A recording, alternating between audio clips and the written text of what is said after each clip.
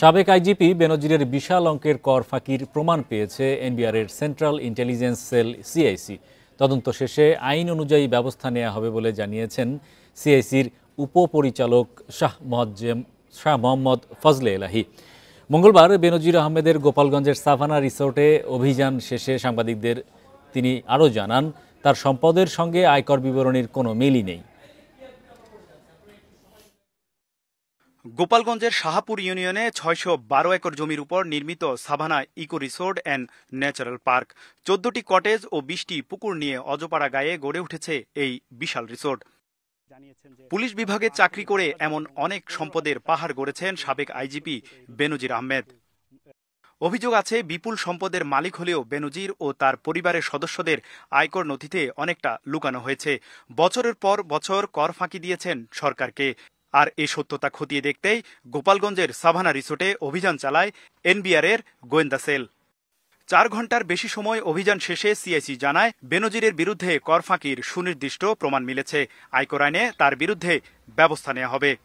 যখন তথ্য দিয়ে এটা স্ট্যাবলিশ করে ফেলতে পারবো, তার পরবর্তীতে ঊর্ধ্বতন কর্তৃপক্ষ নির্দেশনা অনুযায়ী যদি প্রয়োজন বোধ করি আমরা মামলার দিকে যেতে পারবো। তবে এখন আমাদের মূল উদ্দেশ্য হচ্ছে কর ফাঁকিটা স্ট্যাবলিশ করা, এবং সেটার জন্য যথেষ্ট পরিমাণ এলিমেন্ট আমাদের হাতে আছে ইতিমধ্যে।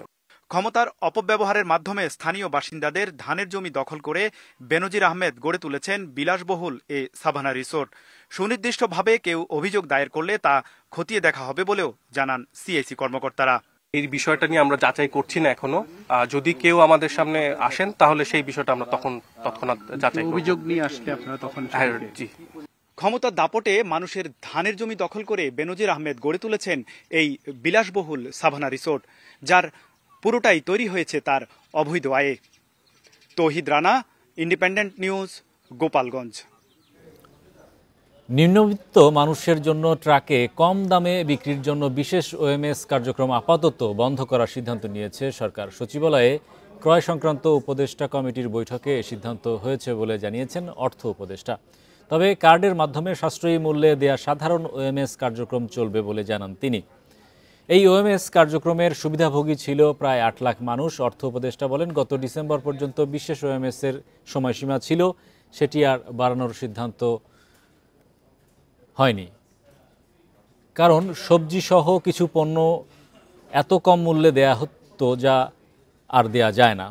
এখন পণ্যের সরবরাহ আছে। এ সময় অর্থ উপদেষ্টা চালের দাম কিছুটা কমেছে বলে দাবি করেছেন। বলেন, অন্যান্য পণ্যের দামও নিয়ন্ত্রণে আসছে। সম্প্রতি যেসব সেবা ও পণ্যের ভ্যাট ও কর বাড়ানো হয়েছে তা আগামী বাজেটে সমন্বয় করা হবে। তবে সার্বিকভাবে ভ্যাট বৃদ্ধিতে বাজারে প্রভাব পড়েনি বলে দাবি করেন অর্থ উপদেষ্টা। সারের সংকট যেন না হয় সেজন্য সার কেনার সিদ্ধান্ত হয়েছে ক্রয় সংক্রান্ত উপদেষ্টা কমিটির বৈঠকে। ভেজিটেবল থেকে শুরু করে সবকিছু কিনে ওরা এটা ম্যানেজ করেছে। ট্রাক আপনার ভাড়া করেছে, আমরা কোনোটা করেছি। আপাতত এটা এখন স্থগিত। চেষ্টা করছি দ্রব্যমূল্যটা যাতে অন্যভাবে আরো সহিষ্ণু করা যায় সেটা আমরা ব্যবস্থা নিই। চলতি অর্থ বছর দেশে ৮-৯ লাখ মেট্রিক টন চাল আমদানির পরিকল্পনা রয়েছে সরকারের। ইতোমধ্যে 4,05,000 টন চাল আমদানিতে চুক্তি হয়েছে। এর মধ্যে 1.5 লাখ টন চাল বাংলাদেশে পৌঁছেছে। মঙ্গলবার চট্টগ্রামে মিয়ানমার থেকে আনা চাল খালাস কার্যক্রম পরিদর্শনে এসে খাদ্য উপদেষ্টা আলী ইমাম মজুমদার জানান, চাল আমদানিতে বেশি গুরুত্ব দিচ্ছে সরকার। ভারত থেকে সরকারি উদ্যোগে আমদানি করা চালের প্রথম চালান এসেছে গত মাসের শেষ সপ্তাহে। ভারতের সাথে 3 লাখ মেট্রিক টন চুক্তির প্রথম পর্যায়ে দেশে আসে প্রায় 52,000 মেট্রিক টন চাল।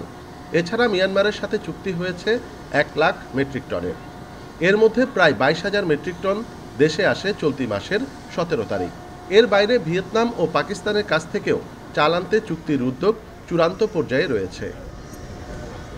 খাদ্য উপদেষ্টা বলছেন, দেশের খাদ্য নিরাপত্তা নিশ্চিত ও আসন্ন রমজানকে সামনে রেখে পরিকল্পনা নিয়েছে সরকার। বাণিজ্যকে আমরা রাজনীতির সাথে মিলাচ্ছি না। ভারত যেহেতু আমাদের নিকটতম প্রতিবেশী এবং ওইখান থেকে আমদানি খরচ তুলনামূলকভাবে কম, তুলনামূলক সস্তা দামে পাওয়া যায়, সুতরাং ওখান থেকে আসাটা অব্যাহত আছে, এটা আমরা ওয়েলকাম করছি। এছাড়া আরও উৎস সন্ধান আমরা করছি।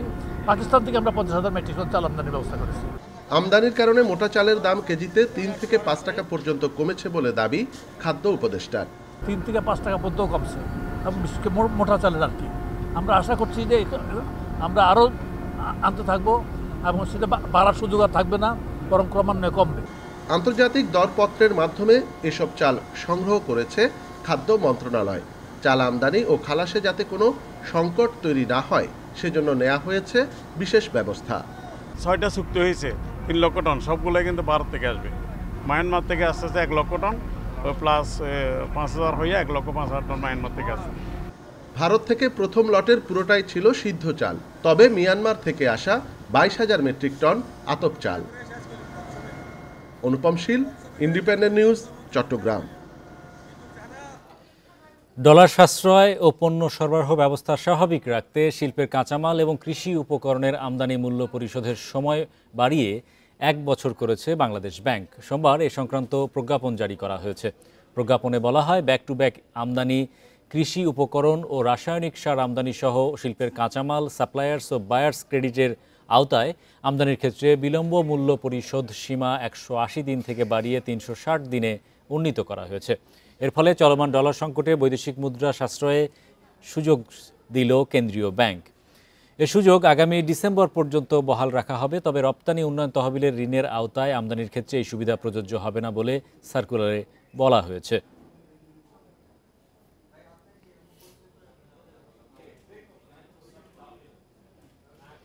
বিশ্ব অর্থনৈতিক ফোরাম WEF এর বার্ষিক বৈঠকে যোগ দিতে 4 দিনের সরকারি সফরে সুইজারল্যান্ডের পথে প্রধান উপদেষ্টা অধ্যাপক মোহাম্মদ ইউনূস। সোমবার রাত 1টায় সফরসঙ্গীদের নিয়ে শাহজালাল আন্তর্জাতিক বিমানবন্দর থেকে রওনা হন তিনি। সফরে জার্মান চ্যান্সেলর ওলাফ শুলজ, ফিনল্যান্ডের প্রেসিডেন্ট আলেকজান্ডার স্টার্ব, বেলজিয়ামের রাজা ফিলিপ এবং থাই প্রধানমন্ত্রী পাইংটার্ন সিনাওয়াত্রার সাথে দ্বিপাক্ষিক আলোচনা হতে পারে। এছাড়া ইউরোপীয় কেন্দ্রীয় ব্যাংকের প্রেসিডেন্ট ক্রিস্টিন লাগার্ড, অ্যামনেস্টি ইন্টারন্যাশনালের সেক্রেটারি জেনারেল এবং বিশ্ব বাণিজ্য সংস্থার মহাপরিচালকের সাথেও বৈঠক করবেন অধ্যাপক ইউনূস।